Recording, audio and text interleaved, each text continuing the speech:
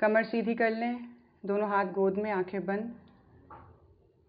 मन को शांत कर लें। श्वास की गति को धीमी और गहरी करने का प्रयास करते हुए भगवान सूर्य के दीप्तिमान किरणों को आत्मसात करने का ध्यान। साक्षात परम पूज्य गुरुदेव, परम वंदनीय माता जी की चेतना सूर्य में अवस्थित है और इस मंत्र के द्वारा हम उस शक्ति को, उस चेतना को अपने अंदर आत्मसात करने का प्रयास कर रहे हैं।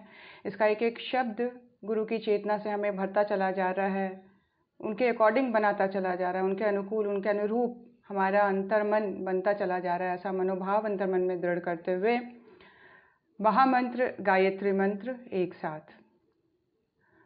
ओम भूर्भुवः स्वाहा तत्सवितुर्वरेण्यं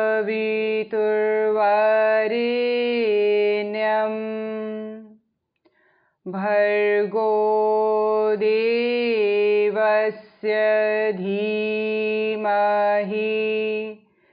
धियो यो नः प्रचोदयात्।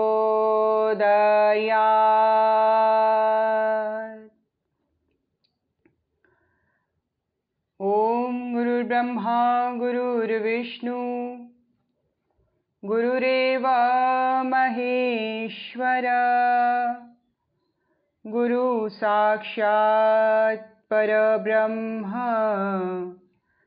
तस्मै श्री गुरवे नमः। अखंडानंद बोधाय शिष्य संतापहारिणे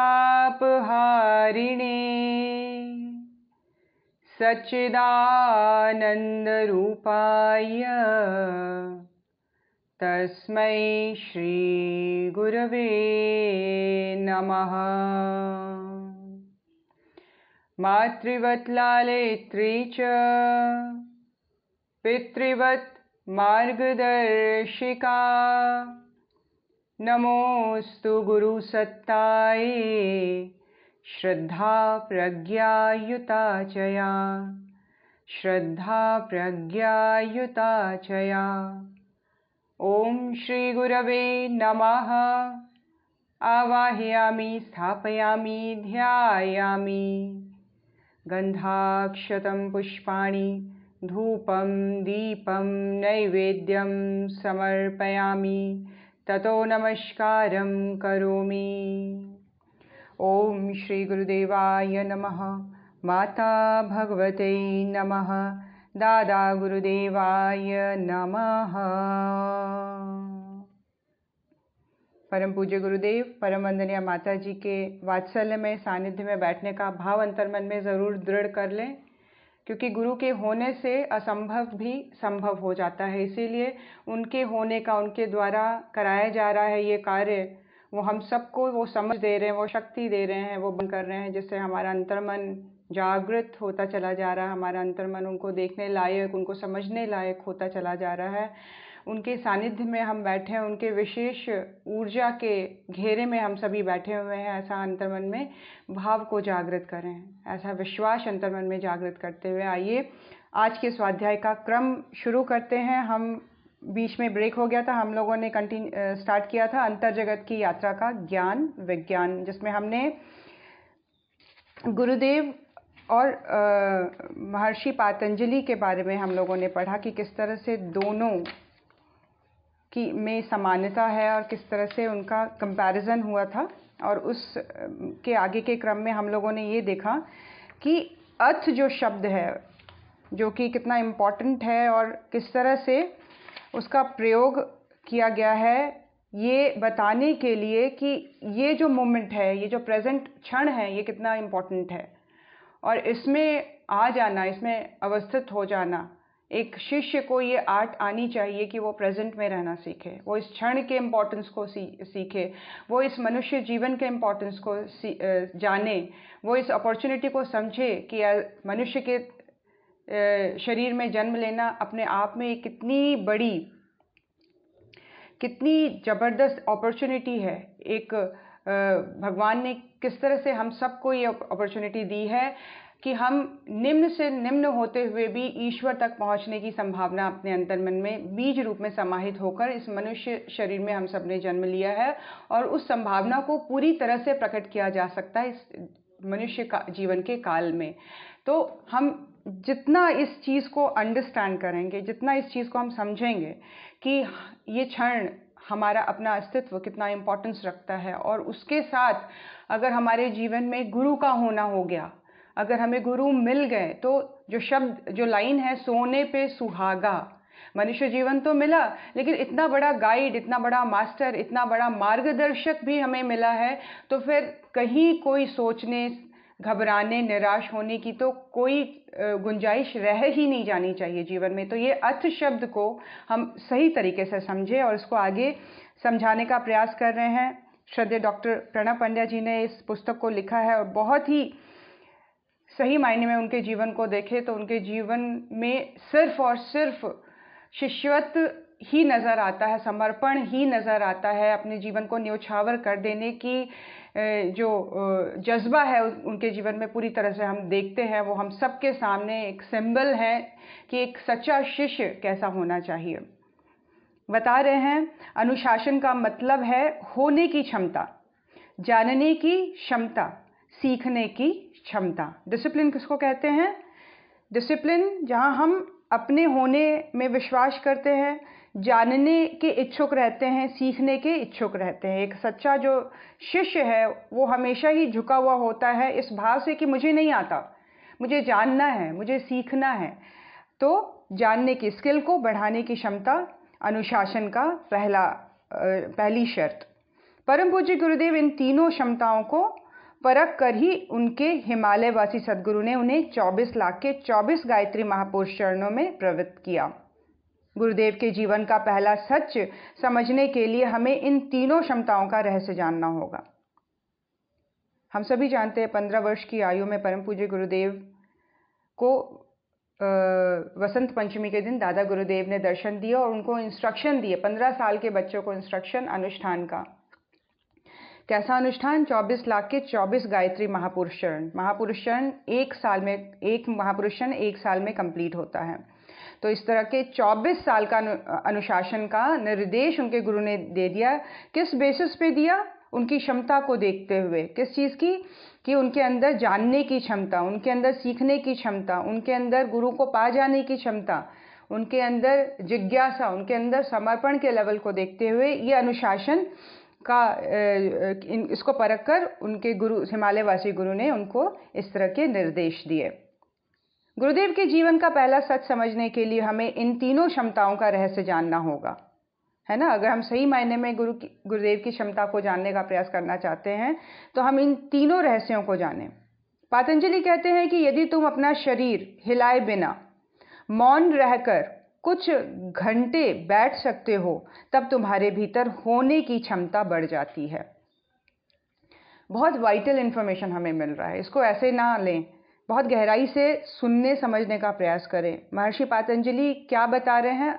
एक शिष्य के अंदर क्या क्वालिटी होनी चाहिए, अनुशासन किसको कहते हैं, डिसिप्लिन, डिसाइपल जो वर्ड है जिसको शिष्य बोला जाता है, डिसाइपल बोला जाता है, डिसिप्लिन वर्ड से निकला है। तो डिसिप्लिन के जो लक्षण हैं वो किस तरह से हैं? यहाँ महर्षि पतंजलि बता रहे हैं कि यदि तुम अपना शरीर हिलाए बिना मौन रहकर कुछ घंटे बैठ सकते हो, यहाँ मिनट की बात नहीं कर रहे हैं, वो घंटे की बात कर रहे हैं। चैलेंज बड़ा है, छोटा नहीं है। तो क्या है, अगर ऐसी कैपेबिलिटी, ऐसी क्षमता हमारे अंदर आ गई है तो क्या है, तब तुम्हारे भीतर होने की जो फर्स्ट कंडीशन है, होने की क्षमता। 3 कंडीशंस बताएं अनुशासन का, होने की, जानने की और सीखने की। तो फर्स्ट जो होने की क्षमता है, अपनी एग्जिस्टेंस पे अगर हम बिलीव करते हैं तो इसको हम कैसे प्रूव कर सकते हैं? कुछ घंटे बिना शरीर को हिलाए अगर हम बैठ सके, मौन रह सके, तो वो हमारे होने की क्षमता को प्रूव करता है ना। अभी तो स्थिति यह है कि 1 घंटे भी बिना हिले डुले नहीं बैठा जा सकता। खैर ये जिनकी बात हो रही है पता नहीं, हमारी सोच स्थिति यह है कि 5 मिनट से ज़्यादा हम स्थिर होकर बैठ ही नहीं सकते। हम 1 मिनट में भूल जाते हैं कि अभी 5 मिनट पहले हमने ये सोचा था कि अभी मैं 20 मिनट के लिए या 10 मिनट के लिए बिना हिले डुले रहूँगी, या मैं बिना मोबाइल को देखना नहीं है मुझे अगले 10 मिनट तक, मुझे अपने थॉट के ऊपर या अपने ब्रीथ के ऊपर फोकस करना है। और हार्डली हम देखेंगे 4-5 मिनट के बाद हम अपने संकल्प को भी भूल जाते हैं, हम एकदम नॉर्मल उसमें आ जाते हैं। मैसेज आने की 1 घंटी बजती है कि हमारा संकल्प ही ब्रेक हो जाता है और हम हाथ में फ़ोन को भी उठा लेते हैं। तो अभी जो फोकस होने का जो लेवल है वो बहुत मतलब कम से कम हो गया है, सेकंड्स में चला गया है कि इतने सेकंड्स तक ही लोग फोकस्ड रह सकते हैं। तो बहुत अभी जो कंडीशन है पुअर है, यहाँ पे घंटों की बातें हो रही हैं। अभी तो स्थिति यह है कि 1 घंटे भी बिना हिले डुले नहीं बैठा जा सकता। अभी तो समूचा अस्तित्व एक कंपित ज्वरग्रस्त हलचल भर है। होने का अर्थ है कुछ किए बिना बस ठहर जाओ। बहुत इंपॉर्टेंट लाइन। होने का अर्थ क्या है? अगर हम अपने होने पे विश्वास करते हैं तो इसका अर्थ है बिना कुछ किए बस ठहर जाना, बिना कुछ किए, बिना किसी गति के, बिना किसी हलचल के ठहर जाना। ये होना ही जानने की क्षमता को विकसित करता है। तो बेसिकली क्या बात की जा रही है? स्थिरता पर, केंद्रीकरण पर, फोकस्ड हो जाने पर बात हो रही है कि इनिशियल जो इस जर्नी की शुरुआत है, या हम देखेंगे किसी भी लेवल पर, चाहे वो लौकिक वर्ल्डली लेवल पर अचीवमेंट है या आध्यात्मिक स्तर पर अचीवमेंट की बात करते हैं, तो पहले तो हम एक जनरल डिस्कशन करते हैं कि हम जब मटेरियलिस्टिक लेवल पर चीज़ों को पाने की कोशिश करते हैं तब उस समय भी रिक्वायरमेंट क्या है कि हमें फोकस होना पड़ता है। एक जो स्टूडेंट है अपने एम को, अपने गोल को बनाता है तो उसको उस गोल पे फोकस होना पड़ता है, अपने शरीर को उस पर स्थिर कर देना पड़ता है। नंबर 1, अपने विचार मन को स्थिर कर देना पड़ता है। तो ये स्थिरता जो है ये अनुशासन की पहली कंडीशन है ना। शिष्यत्व की पहली कंडीशन होने पे है कि अपने होने की क्षमता। मुझे पता है कि मैं अपने बॉडी को, मैं अपने थॉट प्रोसेस को, मैं अपने एक्शंस को कंट्रोल कर सकती हूँ। मैं पावरफुल एंटिटी के रूप में इसको अपने अकॉर्डिंग यूज़ करना, तब मैं हूँ। मैं नौकर नहीं हूँ अपने मन की, जो मन ने भगाया मैंने वो कर दिया। जैसा मन सोच रहा है उसी थॉट प्रोसेस पे पूरी तरह से लगे हुए हैं। इस समय का ध्यान नहीं है, सोचे चले जा रहे हैं, निराश हुए चले जा रहे हैं या हर्षोल्लसित हुए चले जा रहे हैं छोटी सी बात पर। तो कंट्रोल नहीं दिखना। अभी यहाँ पे पूरी तरह से अपने ऊपर कंट्रोल के होने को होना कहा जा रहा है कि हमारे होने का, हमारा अस्तित्व तब माना जाता है जब हम बॉडी के लेवल पर, विचारों के लेवल पर, एक्शंस के लेवल पर, एक्टिविटीज़ के लेवल पर नंबर 1 सबसे पहले इस पे हम कंट्रोल ले आएँ, है ना। हम जितनी देर चाहें हम बिना हिले कुर्सी टेबल पर बैठ के पढ़ाई कर सके, रीड कर सके, स्वाध्याय कर सके, या कोई चीज़ अगर हमने सीखनी है तो उस सीखने में पूरी तरह से प्रवृत्त हो सके। यहाँ की बहुत छोटे लेवल पर खाना खा रहे हैं तो सिर्फ खाना खाएं, फिर हम उसके टेस्ट को, फिर हम अपने उसके सुगंध को, फिर उसकी बनावट को हम इतनी पूरी तरह से उसमें इंडल्ज हो जाएं, उसके ठंडे या गर्म होने की अनुभूति, उसके मीठे या रसीले या नमकीन होने की अनुभूति में पूरी तरह से अपने आप को एकाकार करें। तो ये होने की क्षमता का विकास है, जो कि नंबर 1 कंडीशन है किसी चीज़ को सीखने की। यही प्रवृत्ति सीखने की क्षमता बढ़ाता है आगे, है ना। तो ये होना ही जानने की क्षमता को विकसित करता है, क्यूरोसिटी को बढ़ाएगा। आज मैं पूछूंगी कि आप में से किसी के पास क्वेश्चन है, तो क्वेश्चन वही पूछ सकता है जो इस पूरे स्वाध्याय के काल में या इस पूरे वीडियो को देखने के काल में पूरी तरह से अलर्ट था, फोकस था। जो कुछ और देख रहा था, कुछ व्हाट्सएप में चला गया था या इंस्टाग्राम में चला गया था स्वाध्याय को सुनते हुए, वो क्वेश्चन नहीं कर पाएगा। इसीलिए जानने की इच्छा, जो क्यूरोसिटी है, जो इंक्विजिटिवनेस है, वो जो बढ़ेगी कब? जब हमने at the very first level अपने आप को स्थिर कर दिया, अपने आप को शांत कर दिया, अपने आप को पूरी तरह से गतिहीन कर देना, गति शून्य कर देना, है ना, बॉडी के लेवल पर या फिजिकल लेवल पर। 15 वर्ष की किशोर वय में प्रतिदिन 6 घंटे एक आसन पर बैठकर नियमित गायत्री जप गुरुदेव के इसी होने की क्षमता का परिचायक था। हम इमेजिन नहीं कर सकते एक 15 वर्ष का आयु का बालक रोज 6 घंटे नियमित बैठकर गायत्री उपासना कर रहा है। 6 घंटे, जो कि अच्छे से अच्छे वृद्ध साधकों में भी नहीं आ पाता है। आज हम 40-45 साल के हो गए हैं, लेकिन ये क्षमता शायद ही हम में से किसी ने अर्जित की होगी, बिना हिले डुले 6 घंटे उपासना में, किसी आसन में बैठना। उपासना तो खैर बहुत दूर की बात है। किसी भी प्रोसेस में, किसी भी ट्रेनिंग में, किसी भी आर्ट को सीखने में, किसी भी एक्टिविटी में अपने आप को 6 घंटे कंटिन्यूस इन्वॉल्व करने की क्षमता हार्डली ही किसी में है। ये 15 वर्ष के आयु का बच्चा कैसे कर रहा है? रोज 6 घंटे गायत्री उपासना, ये दिखाता है उनकी होने की क्षमता का परिचायक।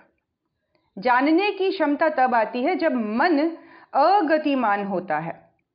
साधक जब केंद्रस्थ होता है तभी वह जान सकता है। अभी तो सामान्य मनोदशा एक भीड़ की सी है, और इसी कारण गुरजीएफ ने कहा है कि सामान्य व्यक्ति वादा नहीं कर सकता, संकल्प नहीं कर सकता, क्योंकि यह सब तो साधकों के गुण हैं, शिष्यत्व के लक्षण हैं। क्या बता रहे हैं गुरुदेव? जानने की जो क्षमता है तो तब आती है जब मन गति शून्य हो जाए। मन का गति शून्य हो जाना, एक स्थान में केंद्रस्थ हो जाना बहुत ज़रूरी है, और केंद्रस्थ होने की वजह से ही उसके अंदर क्वेश्चंस आएंगे, उसके अंदर नई इन्फॉर्मेशन आएंगे, उसके अंदर बहुत सारी चीज़ें डिफरेंट लेवल पर समझ में आने लग जाएगी, डिफरेंट डायमेंशन में वो चीज़ों को देख पाने लायक हो जाएगा। उसके हिसाब से उसके अंदर उस तरह के प्रश्न, उस तरह के क्वेश्चंस अपने आप उभरने लग जाते हैं। इसीलिए हम देखेंगे जब साधना में गहराई आती है तो बहुत सारे क्वेश्चंस भी निकल के आते हैं। लोग बहुत सारे नए नए प्रकार के प्रश्नों के साथ आगे बढ़ते हैं, और स्थिरता के साथ उन्हीं प्रश्नों को वो अपने अंदर ही उनके आंसर्स को प्राप्त करते हैं। उसके आंसर भी काल के प्रवाह के साथ साथ, समय के बढ़ने के साथ साथ, साधना के गहरे होने के साथ साथ उनको उनके आंसर्स भी मिलते हैं। लेकिन वो जो गहराई है उसकी जानकारी इसी से पता लगती है कि साधना में गहराई आई है, कि जानने की क्षमता बढ़ी। मैं गायत्री को और जानूं, मैं गुरुदेव के बारे में और जानूं, वंदनीय माता जी के बारे में और जानना चाहता हूँ, है ना, चाहती हूँ। तो इस तरह के जो क्वेश्चंस हैं वो आएंगे ही, साधना के साथ साथ बढ़ेंगे ही। ये साइन है कि हम बिल्कुल सही दिशा में, हमारी उपासना, हमारी साधना चल रही है, या हमारे जीवन का क्रम चल रहा है। अभी तो सामान्य मनोदशा एक भीड़ की सी बनी हुई है। सामान्य जनरल जो लोगों को हम देखते हैं, विचारों का भीड़ लेके लोग चलते हैं, या हम कहें कि हमारी खुद की मनोदशा भी ऐसी है कि हम भीड़ में अपने जीवन को जीते हैं। और इसी कारण जो संत गुरजीएफ है, उन्होंने कहा है कि सामान्य व्यक्ति वादा नहीं कर सकता या संकल्प नहीं कर सकता। क्यों? क्योंकि ये वादा करना, संकल्प करना, ये केंद्रस्थ मनस्थिति की निशानी है, और ये वही कर सकता है जिसके अंदर साधकों वाले गुण हो, जिसके अंदर शिष्यत्व के लक्षण हो। गुरजीएफ के पास लोग आते और कहते, अब मैं व्रत लूंगा। ये बात उनके एक शिष्य ऑस्पेंस्की ने लिखा है, और वो इस बात पर बताते हैं कि उनके गुरु बड़े जोर से हंस देते और कहते हैं, इससे पहले कि तुम कोई प्रतिज्ञा लो, 2 बार फिर से सोच लो। क्या तुम्हारे पास पूरा आश्वासन है कि जिसने वादा किया है वह अगले क्षण भी बना रहेगा? तुम कल से सुबह 3 बजे उठने का निर्णय कर लेते हो, और 3 बजे तुम्हारे भीतर कोई कहता है, झंझट मत लो, बाहर इतनी सर्दी पड़ रही है, और ऐसी जल्दी भी क्या है, मैं यह कल भी तो कर सकता हूं, और तुम फिर सो जाते हो। दूसरे दिन सारे पछतावे के बावजूद यही स्थिति दोहराई जाती है। बिल्कुल सच है, 100% सच। हम सब के साथ ऐसा होता है। हम सोचते हैं कल से अपना एक नया डिसिप्लिन शुरू करेंगे, एक नया रूटीन स्टार्ट करेंगे, कल मेरा रूटीन सुबह 4 बजे से स्टार्ट हो जाएगा, मैं सुबह उठ जाऊंगा। लेकिन क्या होता है, जैसे वो मोमेंट आता है उठने का, मन इतना हावी हो जाता है, वो कहता है रात को लाइट नहीं थी, तुम्हारी नींद अभी पूरी तरह कंप्लीट नहीं हुई है, अभी और सो जाओ, और जब फ्रेश हो जाओगी तो तुम ज़्यादा अच्छे से काम कर सकोगी। या वो ये कहता है कि अभी कंप्लीट और नींद सो लो, अभी हड़बड़ी क्या है, नहाने धोने में आवाज़ होगी, बाकी लोग भी डिस्टर्ब होंगे। बहुत सारे एक्सक्यूजेस दिमाग में कौंध जाते हैं, और फिर हम चादर को तान के सो जाते हैं, और वो सोना फिर हमें कितना पीछे ले जाता है समय के हिसाब से। कहाँ हम 4 बजे उठ रहे थे, लेकिन अब वो नींद इतनी बढ़िया आई, इतनी अच्छी आई कि उठ के देखा तो घड़ी में 8 बज रहे थे, उठ के देखा तो घड़ी में 7 बज रहे थे। तो ये क्या है? मन पूरी तरह से फोकस नहीं है, मन पूरी तरह से आश्वस्त नहीं है कि हमें करना क्या है। इसीलिए यहाँ पे वो कह रहे हैं कि जो तुम संकल्प ले रहे हो उसका पूरा आश्वासन लो, आश्वस्त हो जाओ। तुम कह क्या रहे हो, अपने आप से पूछो ये किस तरह का संकल्प है, ये संकल्प तुम क्यों लेना चाहती हो, ये कैसे इसको पूरा करोगी। कल को जब सुबह उठोगी, प्रॉब्लम होगी, तो तुम्हें क्या काउंटर आंसर करना है या काउंटर क्वेश्चंस करने हैं, किस तरह से अपने मनोदशा को तुम स्ट्रांग रखोगी। तो ये आश्वस्त कर लेना, पहले तैयारी कर लेना, वह अगले क्षण भी बना रहेगा कि नहीं, ऐसे अपने आप में पूछ लेना, है ना। मैं यह कल भी कर सकता हूँ कह के फिर से सो जाते हो, दूसरे दिन फिर वही साइकिल रिपीट होती है। सुबह उठ के झल्लाते हैं, मैंने अपना संकल्प को पूरा नहीं किया, कितना लेट उठी, सही तरीके से मैं काम कर सकती थी, अब इतने घंटे लेट हो गई हूँ, अब मुझे हड़बड़ा के इरिटेट होके सारे कामों को करना पड़ेगा, इरिटेशन बढ़ेगी, साधना में फिर से मन नहीं लगेगा, और बाकी के काम, बाकी के लोगों के साथ रिलेशंस भी गड़बड़ाने लग जाते हैं, हड़बड़ी में चिड़चिड़ाहट बढ़ जाती है, खाना टाइम से नहीं मिलता है, बाकी के लोग चिड़चिड़ाने लग जाते हैं। तो एक बहुत ही अव्यवस्थित सा माहौल हमारे अंतर मन में बनता है, और जिसका रिफ्लेक्शन फिर हमें अपनी फैमिली में बाद में और बाहर समाज में दिखाई देने लगता है। तो ये क्या है? दूसरे दिन सारे पछतावे के बावजूद यही स्थिति दोहराई जाती है, क्योंकि जिसने प्रतिज्ञा की है वह सुबह 3 बजे वहां होता ही नहीं है, उसी जगह एक दूसरा व्यक्ति बैठा होता है। अनुशासन का मतलब है भीड़ की इस अराजक अव्यवस्था को समाप्त कर केंद्रीकरण की लयबद्धता उत्पन्न करना, और तभी जानने की क्षमता आ जाती है। अगर हम जानना चाहते हैं किसको? स्वयं को, सबसे बड़ा तो, या हम जानना चाहते हैं अपनी क्षमताओं के बारे में, या जानना चाहते हैं गायत्री माँ को और जानना चाहते हैं, गुरु को और जानना चाहते हैं, सौभाग्य से अगर हमारा दृष्टिकोण इस ओर बढ़ना चाह रहा है, जहाँ हम साधना को एक्सपीरियंस करना चाह रहे हैं, हम डीप लेवल पर उतरना चाह रहे हैं, जानने की जिज्ञासा स्ट्रॉन्ग कब होगी? जब हम फोकस्ड हो जाएंगे, हम केंद्रीकरण कर लेंगे, केंद्रस्थ हो जाएंगे। हमारे मन में जो रात को विचार संकल्प के रूप में उठा, सुबह 4 बजे मन की स्थिति वही बनी हुई है और केंद्रस्थ है और पूरी तरह से अनुशासित है, तो हम अपने किए हुए संकल्प में, हम अपने किए हुए वायदे में पूरी तरह से सफल हो जाएंगे। क्योंकि संकल्प करना, वादा करना साधकों का गुण है, शिष्यत्व के लक्षण हैं। संकल्पवान ही आत्म तत्व को जान पाते हैं। गुरुदेव का समूचा जीवन ही संकल्प का पर्याय था।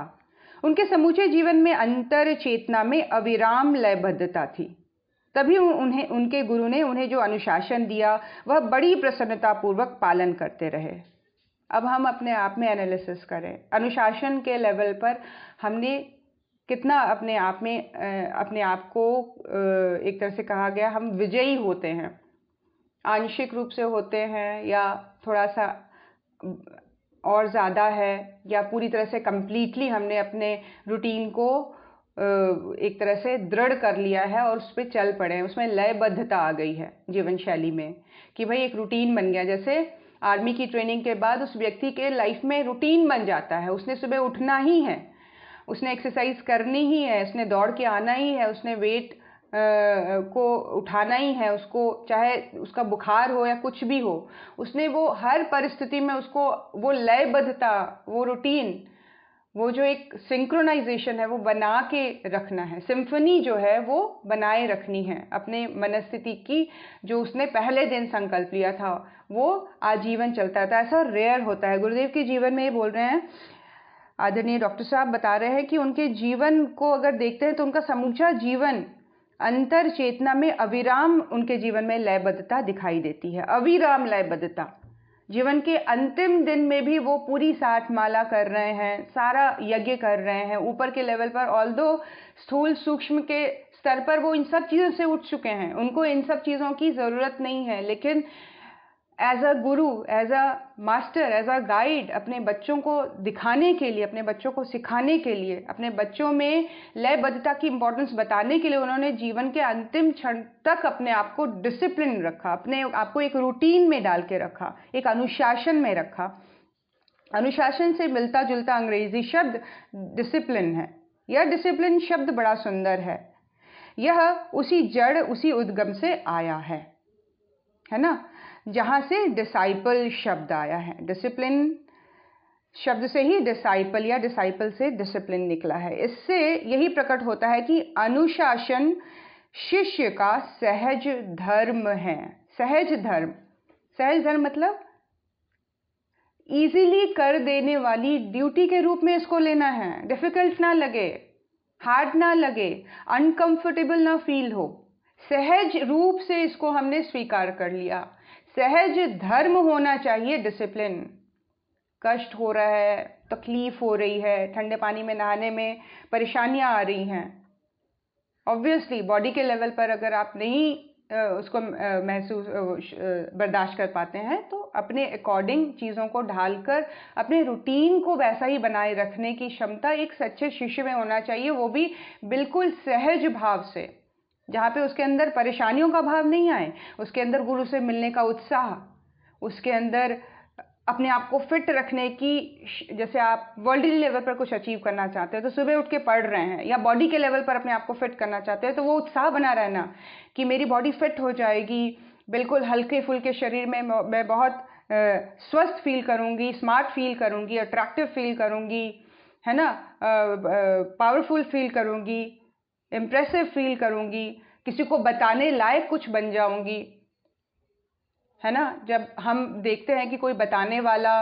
व्यक्ति फिजिकली फिट है, फिजिकली उसने अपने आप को क्लीन रखा हुआ है, अपने आप को हाइजीनिकली साफ सुथरा रखा हुआ है, कपड़े साफ पहने हुए, बाल ठीक से बने हुए हैं, तो उसकी बातों की तरफ बाद में ध्यान जाएगा, पहले तो उसके लुक्स पे ध्यान जाएगा। इसीलिए जब हम चाहते हैं कि हमें इम्पोर्टेंस मिले, हमें लोग देखें, समझें, जाने, तो at the very first level हमें अपने बॉडी के लेवल पर काम करना होगा, और उसके लिए फोकस्ड माइंडसेट के साथ। तो ये एक एग्जाम्पल हुआ। यहाँ पे गुरुदेव कह रहे हैं कि अगर हमें उस चीज़ के और आगे बढ़ना है तो डिसिप्लिन तो सहज धर्म होना चाहिए।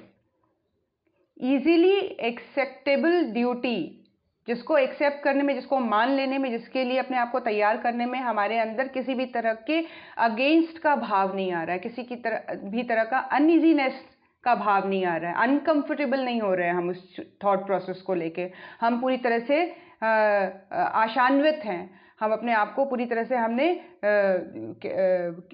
क्यूरोसिटी उस चीज़ की ओर बढ़ाई हुई है, जानने की क्षमता है, वो एक्सपीरियंस को लेने की अपने अंदर एक तरह से जिसको बोलते हैं खूब जोश है, उल्लास है, उमंग है। तो ऐसे इसी वर्ड को उन्होंने कहा है सहज धर्म। अनुशासन शिष्य का सहज धर्म होना चाहिए, यानी कि अगर शिष्य है तो अनुशासन उसका धर्म है, और अनुशासन ही शिष्य का सहज धर्म है। केंद्रस्थ लयबद्ध संकल्पवान व्यक्ति ही गुरु के दिए हुए अनुशासन को स्वीकार शिरोधार्य कर सकता है, जो फोकस्ड है। फोकस का मतलब क्या होता है? फोकस का मतलब आंख को एक जगह केंद्रित करना नहीं, शरीर को एक जगह बैठा के रखना नहीं। फोकस का मतलब एक जनरल टर्म में हमारे थॉट प्रोसेस में क्या चीज़ चल रही है, हम किस चीज़ को इम्पोर्टेंस दे रहे हैं, हमारे लिए सबसे इम्पोर्टेंट चीज़ लाइफ में क्या है, थॉट्स के लेवल पर, एक्शंस के लेवल पर, बिहेवियर के लेवल पर, लाइकिंग डिसलाइकिंग के लेवल पर, अच्छा लगने या बुरे लगने के लेवल पर। तो हम किस चीज़ पे फोकस्ड हैं, यानी कि बॉडी, यानी कि आत्मबल, विल पावर, यानी कि मेंटल एबिलिटी, ये तीनों चीज़ें कहाँ पे केंद्रित हैं, हम इन तीनों चीज़ों को कहाँ लगा रहे हैं, ये होता है फोकस्ड। अब हम अपने आप से पूछे हम कहाँ केंद्रित हैं, तो हम देखेंगे हम किसी भी चीज़ में केंद्रित नहीं हैं। ना हम पूरी तरह से फैमिली के हेल्थ को लेके केंद्रित हैं, ना हम पूरी तरह से अपने हेल्थ को लेके केंद्रित हैं, ना हम पूरी तरह से समाज के लिए केंद्रित हैं। हम देखेंगे हम पूरी तरह से डिस्ट्रैक्टेड है, इसीलिए किसी भी एक फील्ड पे हम काम ही नहीं कर पा रहे हैं, क्योंकि वो एनर्जीज ही डिस्ट्रैक्टेड है, बहुत सारी चीज़ें एक साथ दिमाग में चल रही हैं। तो यहाँ पे सारी चीज़ों को कैंसिल कर दें, आज सारी चीज़ों को काट दें और एक नई शुरुआत करें। एक खाली पेज लें, एक दिन को एक खाली पन्ने की तरह लें और उसको सुबह उठ के व्यवस्थित कर दें, उसमें लिख कर कि ये 4 चीज़ें इंपॉर्टेंट मुझे करनी है।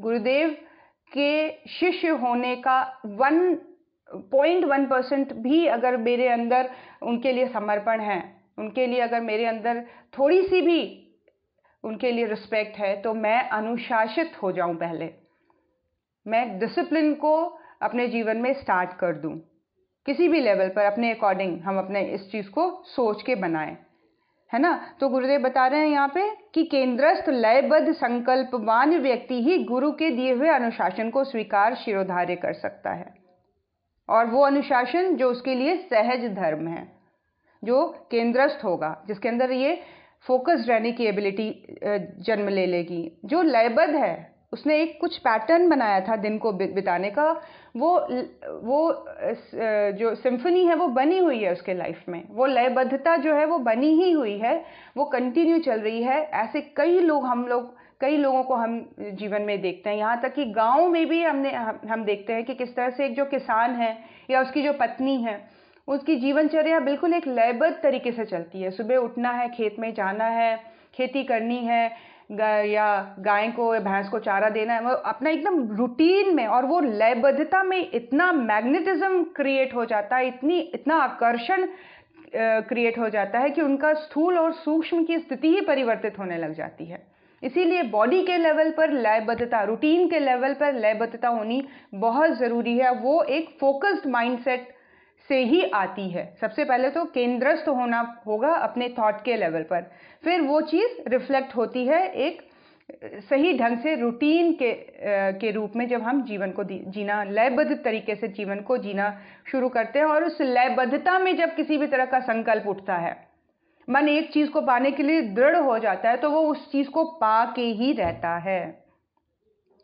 या कई बार हम ऐसा देखते हैं कि जीवन में इस तरह से संकल्प जागा कि उसका पूरा जीवन केंद्रस्थ और पूरी तरह से लयबद्धता उसके जीवन में आ गई उस चीज़ को पाने के इच्छा से।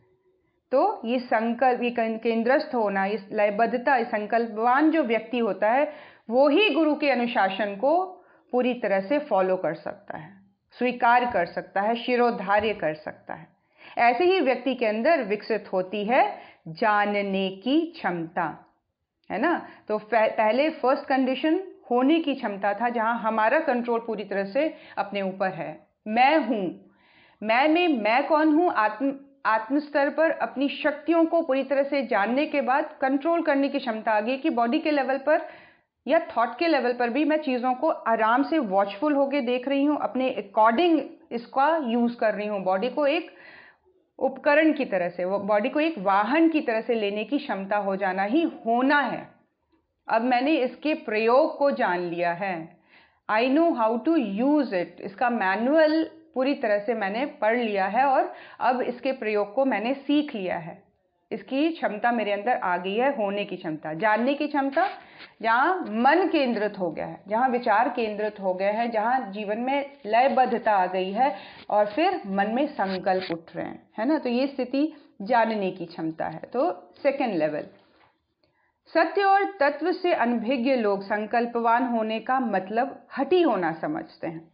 जो सत्य को नहीं जानते, जो तत्व को नहीं जानते, एलिमेंट्री लेवल पर जो मनुष्य जीवन को नहीं समझते हैं, या गुरु और शिष्य के होने को जिनको नहीं पता है, वो ये सोचते हैं कि जो संकल्पवान है वो जिद्दी है, वो हठी है ना, वो ऐसा मान लेते हैं। पर नहीं, अंतस में केंद्रित होने के साथ आवश्यक है विनम्रता, आवश्यक है ग्रहणशीलता और सद्गुरु की चेतना की ओर खुला होना।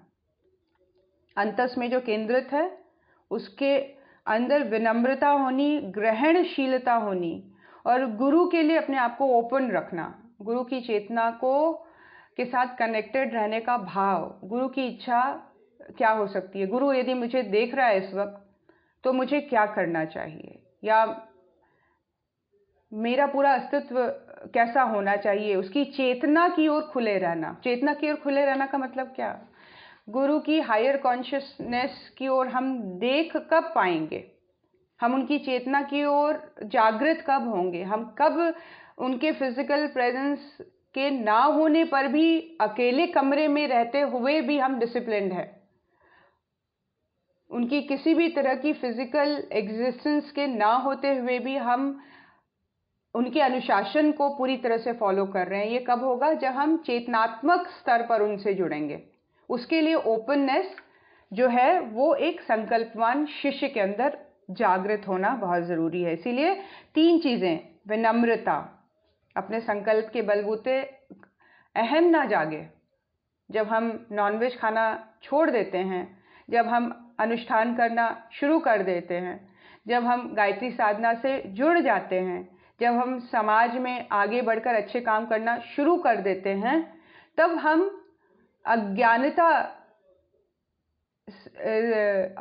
के कारण, ये सब होते हुए भी एक सूक्ष्म बहुत फाइन लाइन है जहाँ पर हमारे अंदर अहंकार आता है। ये तो नॉनवेज खाती है, मैं नॉनवेज नहीं खाती, यानी मैं सुपीरियर हूँ, ये मेरे से लो है, ये मेरे से कम है, ये मेरे से निम्न स्तर की है या स्तर का है।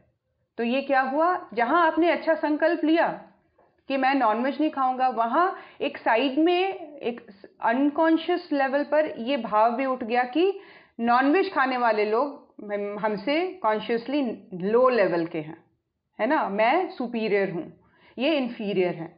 तो ये जो एक बहुत फाइन लाइन को ब्रेक करना है, इसके लिए अलर्ट रहना ही विनम्रता की बात हो रही। जो सच्चा संकल्पवान शिष्य होगा वो विनम्र रहेगा, वो ओपन रहेगा, वो इस चीज़ को जानेगा कि ये जो संसार है 3 गुणों से बनी हुई है, कोई भी कैसी भी स्थिति में हो सकता है। मुझे अपने आप को किसी से भी कंपेयर नहीं करना है, या अपने आप से किसी को साधना के स्तर पर ऊंचा देखेंगे तो अपने आप को लो फील करना शुरू कर देना, किसी को अचीवमेंट के लेवल पर ऊंचा देखेंगे तो अपने आप को लो फील करना शुरू कर देना, किसी ने कुछ अचीव नहीं किया है तो अपने आप को हाई फील करना, सुपीरियर फील करना। तो हम कहीं भी हम देखेंगे हम बैलेंस्ड नहीं हैं, हम इक्विलिब्रियम में नहीं हैं, हम समता में नहीं हैं, हम सौहार्द वाली स्थिति में नहीं हैं, हम एक सिम्फनी जो होनी चाहिए थॉट के लेवल पर बनी हुई, जिसको विनम्रता कहा जा रहा है, जिसको शालीनता कहा जा रहा है, वो स्थिति नहीं है। तो इसके लिए अलर्टनेस, जो संकल्पवान है वो इस चीज़ का ध्यान रखे कि विनम्रता भी उसके अंदर बनी रहे, कंपैरिजन ना उठे किसी भी लेवल पर। और दूसरी बात, ग्रहणशीलता, जहाँ सीखने को मिले, छोटे से छोटे व्यक्ति के अंदर गुणों को देखने का भाव ही ग्रहणशील हमें बनाएगा। और ये पॉजिटिव ऑब्जर्वेशन है। वैसे हम जनरली क्या होता है, हम दूसरों की कमियों को देखना शुरू कर देते हैं, दूसरों के पहनावे को देखकर उसको जज करना शुरू कर देते हैं, दूसरों के खाने को देखकर उसको जज करना शुरू कर देते हैं। लेकिन और फिर इस नेगेटिव ऑब्जर्वेशन से हम अपने अंदर ही गलत चीज़ों को ग्रहण करना शुरू कर देते हैं। तो यहाँ ग्रहणशीलता तो हो, लेकिन पॉजिटिव सेंस में संकल्पवान को ग्रहणशील होना चाहिए, क्योंकि सामने वाले के अंदर बहुत सारी क्वालिटीज़ है। एक क्षण के लिए उसकी जो कमियां मुझे नजर आ रही है उसको हटाएं तो हम देखेंगे उसके अंदर बहुत सारे गुण हैं, अनगिनत गुण जिनको देखकर सीखा जा सकता है। तो ग्रहणशीलता कहीं से भी सीखा जा सकता है। और आज की जनरेशन या हम जिस फेज में जी रहे हैं, हमारे पास इंफॉर्मेशन की कहीं कोई कमी नहीं है, सही चीज़ों का समुद्र लहरा रहा है आज इंटरनेट में, यूट्यूब में, डिफरेंट और मीडियाज़ में।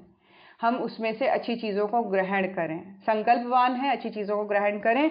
और दूसरा है, गुरु की चेतना की ओर हम खुले रहें, अपनी संकीर्णता को लेकर अपने आप को बंद नहीं कर, नहीं मेरे साथ नहीं, ऐसा नहीं होना चाहिए था, नहीं उसको ऐसा नहीं बोलना चाहिए था, नहीं ऐसा नहीं करना चाहिए था, नहीं मेरी जीवन में ऐसी परिस्थिति नहीं आनी चाहिए थी। जब गुरु है, जब इतनी बड़ी मार्गदर्शक सत्ता है, जब उनके होने का विश्वास भी अंतर मन में है और उनके बच्चे हैं हम, जब उन्होंने आगे बढ़कर हमें एक्सेप्ट किया है, हम तो नहीं गए थे उनको ढूंढने,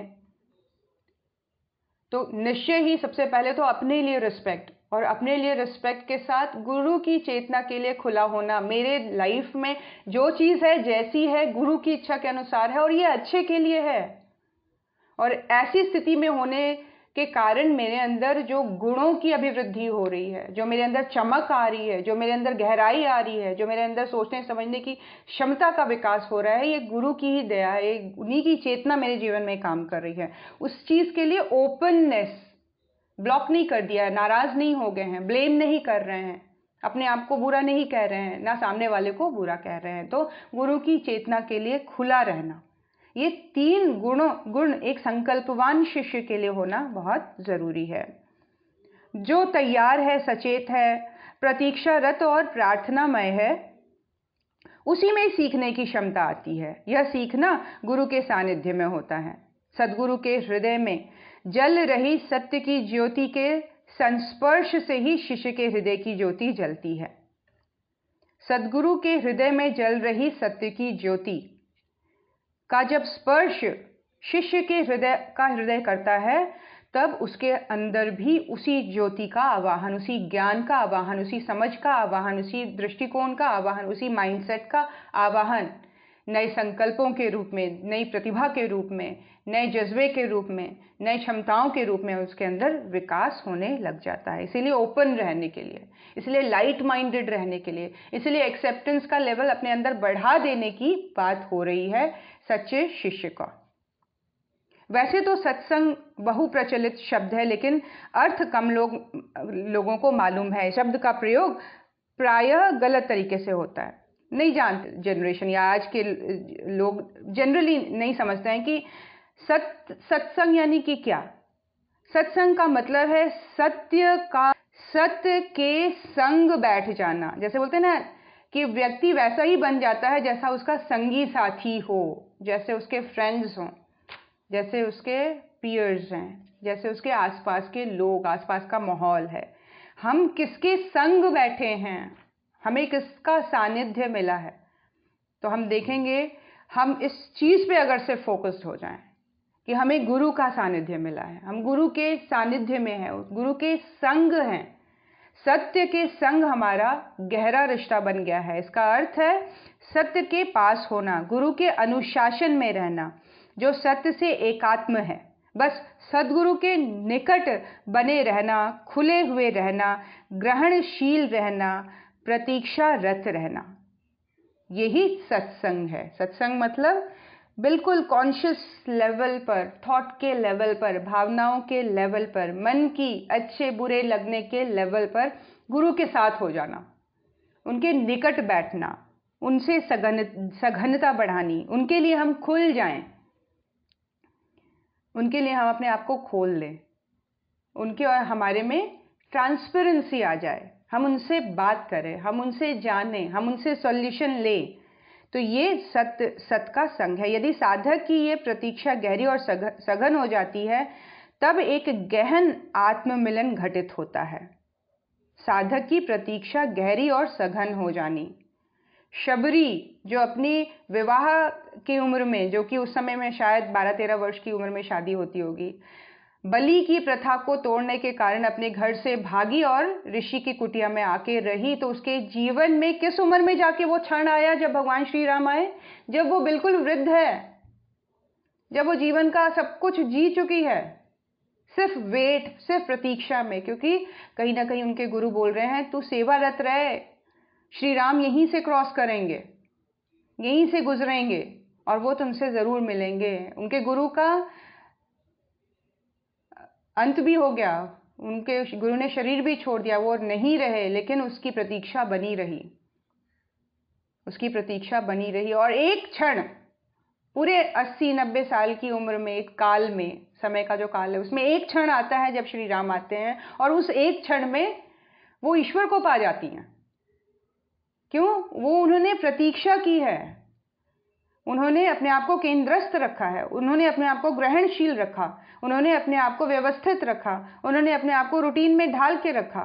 कोई बहुत बड़े अनुष्ठान तब तो नहीं किया, वो सफाई इस भाव से करती थी कि मुझे इस गली को साफ रखना है, कभी भी श्री राम आ सकते हैं, कभी भी माँ सीता यहाँ से गुजर सकती हैं। और उनका वो क्षण आज भक्ति के रस को बहाने के कथा के रूप में कही जाती है। उन्होंने भक्ति रस को उजागर कर दिया भक्तों के हृदय में अपनी इस जीवन की कला से, इस लयबद्धता के कारण, इस संकल्पशील रहने के कारण। कहीं और भाग के तो नहीं गई, कहीं फ्रस्ट्रेट तो नहीं हुई, कहीं वो परेशान तो नहीं हुई आसपास के लोगों से, वो फोकस रही। मुझे उस मोमेंट के लिए जीवन भर याद संकल्पवान रहना है, इस क्षण के इसी काम को करते रहना, बस एक क्षण के लिए जब मेरा ईश्वर यहाँ से गुजरेगा। और कोई व्हाट्सएप नहीं आया था उनके पास, कोई ईमेल नहीं आई थी कि मैं तुम्हारे पास आऊँगा। उनके गुरु का निर्देश, उनके गुरु का अनुशासन, उनके गुरु के द्वारा बताई गई बात पर दृढ़ रहना ही उस क्षण को ले आया उनके जीवन में जहां ईश्वर साक्षात उनके जूठे बेर खा रहे हैं, जहां उनकी आंखों से आंसू निकल रहे हैं, जहां उनको जोर से उन्होंने जप्फी कर ली, पकड़ लिया, जहां कितनी देर तक उनकी बातों को, उनके आंसू को वो पोंछते रहे बैठकर, उनकी बातें सुनी। ये क्षण कब आया? ये क्षण तब आया जब शिष्य अनुशासित रहा, शिष्य संकल्पवान रहा, शिष्य ने अपने गुरु के बताए हुए अनुशासन को मान के रखा। यहाँ से हिलना ही नहीं है, यहाँ से हटना ही नहीं है, मुझे यहाँ दृढ़ रहना है, ऐसे दृढ़ रहना है, इस क्रम में दृढ़ रहना है, ऐसे ही बने रहना है, ऐसे ही रूटीन को रखना है, इन कार्यों को करते रहना है। तो ये जो कंडीशन है, ये फर्स्ट कंडीशन बताई जा रही है सच्चे शिष्य का। आइए हम सब के अंदर वो अनुशासन, हम सब के अंदर वो दृढ़ता, वो लयबद्धता, वो ग्रहणशीलता, वो विनम्रता, वो गुरु चेतना की ओर खुले रहने की मनोवृत्ति का जागरण हो। ऐसा मनोभाव हम सबके अंदर दृढ़ हो, सच्चा शिष्यत्व हम सबके अंदर जागे। ऐसा मनोभाव अंतर्मन में दृढ़ करते हुए परम पूज्य गुरुदेव, परम वंदनीय माता जी के चरण कमलों में उनके स्पर्श को पूरी तरह से अनुभव करते हुए शत शत नमन। ओम नमो स्वनंताय सहस्त्रमूर्तये सहस्रपादाक्षिशिरोरुबाहवे सहस्रनाम्ने पुरुषाय शाश्वते सहस्रकोटियुगधारिणे नमः सहस्रकोटियुगधारिणे नमः। ओम श्री गुरुदेवाय नमः। माता भगवते नमः। दादा गुरुदेवाय नमः।